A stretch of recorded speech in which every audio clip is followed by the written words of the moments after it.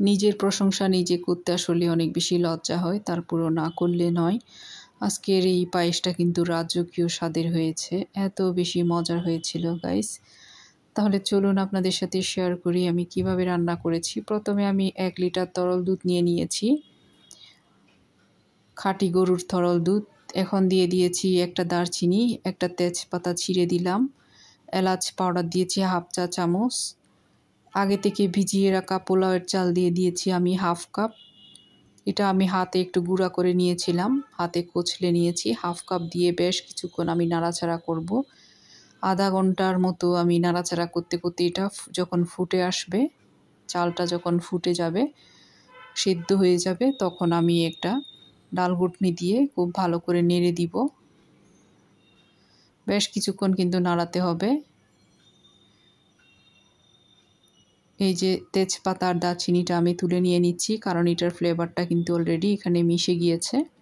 এখন ডাল ঘুটনি দিয়ে ভালো করে একটু এভাবে করে ঘুটে নিচ্ছি, যাতে চালটা একটু ভেঙে যায়। যদিও বা আমি হাতে কচলে একটু ভেঙে দিয়েছিলাম। আর আগের থেকে আমি 1 টেবিল চামচ সাগু এভাবে ভিজিয়ে রেখেছিলাম, এই সাগুটা দিয়ে দিচ্ছি। এটার কারণে টেস্টটাও বেশি হবে, আর এটার থিকনেসটাও খুবই মজার হবে, খুবই সুন্দর হবে। আবার 10 মিনিটের মতো নেড়ে ছেড়ে নিলাম। এখন দিয়ে দিচ্ছি কনডেন্সড মিল্ক, 1/3 কাপের মতো কনডেন্সড মিল্ক দিয়ে দিচ্ছি আমি।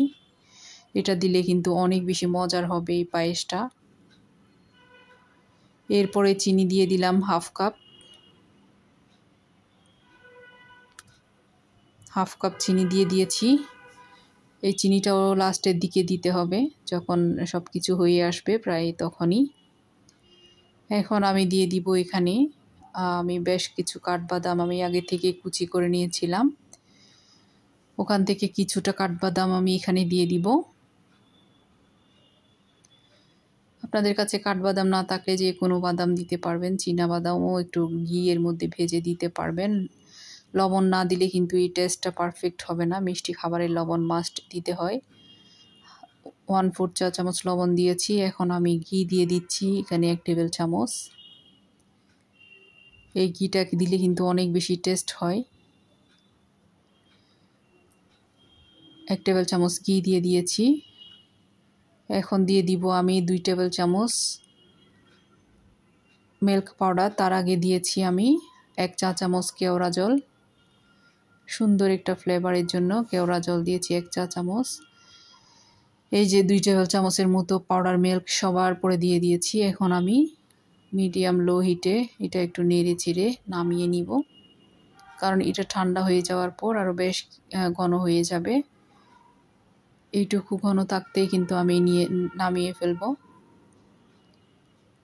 আশা করি রেসিপি আপনাদের কাছে ভালো লাগবে। ভালো লাগলে প্লিজ একটা লাইক কমেন্ট করবেন।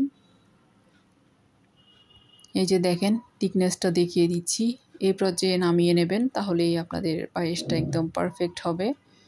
এটা যখন ঠান্ডা হয়ে যাবে তখন এটার ঘনত্বটা অনেক বেশি হয়ে যাবে আরও। এখন আমি নামিয়ে নিচ্ছি। এই যে দেখুন এর কনসিস্টেন্সি কেমন হয়েছে। একটা পরিবেশন পাত্রে আমি পরিবেশন করে নিয়েছি। এখন উপর থেকে আমি কিশমিশ আর কাঠবাদাম দিয়ে সাজিয়ে দিব। ভীষণ মজার হয় কিন্তু এই রেসিপিতে। আশা করি আপনাদের উপকারে আসবে। এই যে আমার ফাইনাল লুক।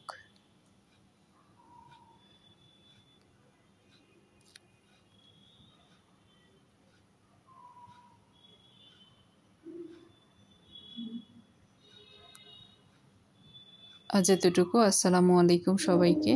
সবাই ভালো থাকবেন, আমাদের জন্য দোয়া করবেন।